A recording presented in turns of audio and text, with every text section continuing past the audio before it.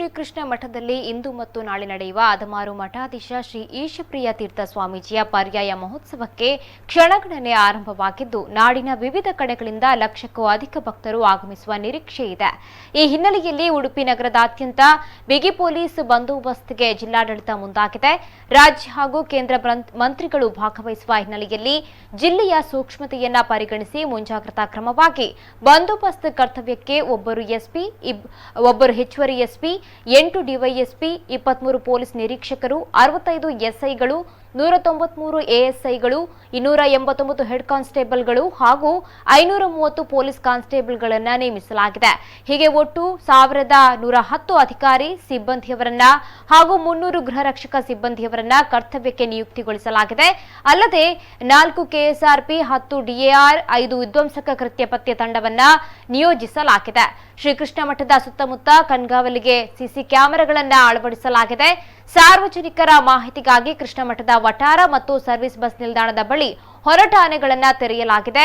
ಉಡುಪಿ ನಗರದ ಒಟ್ಟು 4 ಆಯಕಟ್ಟಿನ ಸ್ಥಳಗಳಾದ ಅಂಬಾಗಿಲು, ಇಂದ್ರಾಳಿ, ಕುಕ್ಕಿಕಟ್ಟೆ, ಬಲಾಯಿಪಾದೆ ಕ್ರಾಸ್ಗಳಲ್ಲಿ ಚೆಕ್ ಪೋಸ್ಟ್ಗಳನ್ನು ತೆರೆಯಲಾಗಿದ್ದು ಇಲ್ಲಿ ದಿನದ 24 ಗಂಟೆಗಳ ಕಾಲವೂ ಸೂಕ್ತ ಕಣ್ಗಾವಲು ವ್ಯವಸ್ಥೆಯನ್ನ ಮಾಡಲಾಗಿದೆ.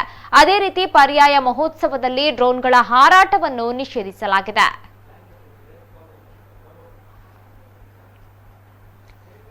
ಈ ಬಗ್ಗೆ ಮಾತಾಡೋದಕ್ಕೆ ನಮ್ಮ ಉಡುಪಿ ಪ್ರತಿನಿಧಿ ಪ್ರಮೋದ್ ದೂರವಾಣಿ ಸಂಪರ್ಕದಲ್ಲಿದ್ದಾರೆ. ಎಸ್ ಪ್ರಮೋದ್, ಉಡುಪಿ ಪರ್ಯಾಯ ಉತ್ಸವಕ್ಕೆ ಕ್ಷಣಗಣನೆ ಆರಂಭವಾಗಿರುವಂತದ್ದು ಹೇಗಿದೆ ಒಂದು ಸಂಭ್ರಮ ಉಡುಪಿಯಲ್ಲಿ?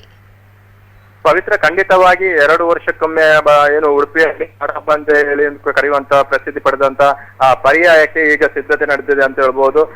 ಈಗಾಗಲೇ ಉಡುಪಿಯಲ್ಲಿ ಏನು 17, 18ರಂದು ನಡೆಯುವ ಈ ಒಂದು ಅದಮಾರು ಸ್ವಾಮೀಜಿಗಳ ಪರ್ಯಾಯ ಮಹೋತ್ಸವಕ್ಕೆ ಸಾಕಷ್ಟು ಸಂಖ್ಯೆಯಲ್ಲಿ ಹೊರ ಜಿಲ್ಲೆಯಿಂದ, ಹೊರ ರಾಜ್ಯದಿಂದ ಈಗಾಗಲೇ ಆಗಮಿಸುತ್ತಿದ್ದಾರೆ. ಈ ಒಂದು ಯಾವುದೇ ಒಂದು ಅಹಿತಕರ ಘಟನೆ ನಡೆಯಬಾರದೆಂಬ ರೀತಿಯಲ್ಲಿ ಉಡುಪಿಯ ಪೊಲೀಸ್ ವರಿಷ್ಠಾಧಿಕಾರಿಗಳು ವಿಷ್ಣುವರ್ಧನ್ ರವರು ಈಗಾಗಲೇ ಸಾಕಷ್ಟು ಭದ್ರತೆಯ ವ್ಯವಸ್ಥೆಯನ್ನು ಮಾಡಿದ್ದಾರೆ.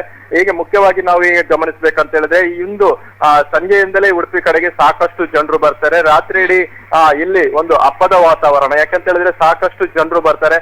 ಇಲ್ಲಿ ನಡೆಯುವಂತ ಎಲ್ಲಾ ಕಾರ್ಯಕ್ರಮಗಳನ್ನು ವೀಕ್ಷಣೆ ಮಾಡ್ಲಿಕ್ಕೆ ಅಂದ್ರೆ ಜನರು ಬರುವುದರಿಂದ ಸಾಕಷ್ಟು ಒಂದು ಏನು ವಾಹನ ಸಂಚಾರದ ಒಂದು ಬದಲಾವಣೆಯನ್ನು ಕೂಡ ಮಾಡಲಾಗಿದೆ. ಅದೇ ರೀತಿಯಲ್ಲಿ ಮುಖ್ಯವಾಗಿ ಇಲ್ಲಿ ಏನು ಡ್ರೋನ್ ಹಾರಾಟವನ್ನು ಚಿತ್ರೀಕರಣ ಮಾಡುವುದನ್ನು ನಿಷೇಧಿಸಲಾಗಿದೆ. ಯಾಕಂತ ಹೇಳಿದ್ರೆ ಇಲ್ಲಿ ಸಾಕಷ್ಟು ಗಣ್ಯರು ಬರುವುದರಿಂದ ಒಂದು ಭದ್ರತೆಯ ದೃಷ್ಟಿಯಲ್ಲಿ ಈ ಒಂದು ಡ್ರೋನ್ ಹಾರಾಟವನ್ನು ನಿಷೇಧ ಮಾಡಲಾಗಿದೆ. ಅದೇ ರೀತಿಯಲ್ಲಿ ಉಡುಪಿಯಲ್ಲಿ ಸಾಕಷ್ಟು ಭದ್ರತೆಗಳನ್ನು ಮಾಡಿ ಚೆಕ್ ಪೋಸ್ಟ್ಗಳನ್ನು ಅಂದ್ರೆ ಈಗಾಗಲೇ ಮಂಗಳೂರಿನಿಂದ ಕಡೆ ಬರುವಂತಹ ಬಲಾಯಿಪಾದೆಯಲ್ಲಿ ಒಂದು ಚೆಕ್ ಪೋಸ್ಟ್ ನಿರ್ಮಾಣ ಮಾಡಿ ಒಂದು ತಪಾಸಣೆ ಮಾಡಿಸಲಾಗ್ತದೆ. ಆ ಕಡೆ ಕುಂದಾಪುರ ಕಡೆಯಿಂದ ಬರುವಂತಹ ವಾಹನಗಳನ್ನು ಕೂಡ ಕಲ್ಯಾಣಪುರ ಭಾಗದಲ್ಲಿ ತಪಾಸಣೆ ಮಾಡಿ ಉಡುಪಿ ಕಡೆ ಬಿಡಲಾಗ್ತದೆ. ಈಗ ಈ ಸಾಕಷ್ಟು ಜನರು ಬಂದು ಇಲ್ಲಿ ಎಲ್ಲಾ ಹೋಟೆಲ್ಗಳು ಈಗಾಗಲೇ ಬುಕ್ಕಿಂಗ್ ಆಗಿದ್ದು ಸಾಕಷ್ಟು ಜನರು ಈ ಒಂದು ಕಡೆ ಉಡುಪಿ ಕಡೆ ಬರ್ತಾ ಇದ್ದಾರೆ ಅಂತ ಹೇಳ್ಬೋದು. ಪವಿತ್ರ, ಓಕೆ, ಈಗಾಗಲೇ ಸಂಭ್ರಮ ಕಳೆಗಟ್ಟಿದೆ. ಇಂದು ಮತ್ತೆ ನಾಳೆ ಪರ್ಯಾಯ ಪೀಠವನ್ನ ಏರಲಿರುವ ಅಂದ್ರೆ ಈಶಪ್ರಿಯ ತೀರ್ಥರು ಪರ್ಯಾಯ ಪೀಠವನ್ನ ಏರಲಿದ್ದಾರೆ. ನಾಳೆ ದರ್ಬಾರ್ ನಡೆಯಲಿದೆ. ಸಾಕಷ್ಟು ಗಣ್ಯರು ಈ ಒಂದು ಕಾರ್ಯಕ್ರಮಕ್ಕೆ ಆಗಮಿಸ್ತಾರೆ. ಯಾರೆಲ್ಲ ಬರ್ತಾರೆ ಅನ್ನೋ ಮಾಹಿತಿ ಏನಾದ್ರೂ ಇದೆಯಾ ಪ್ರಮೋದ್ ತಮ್ಗೆ?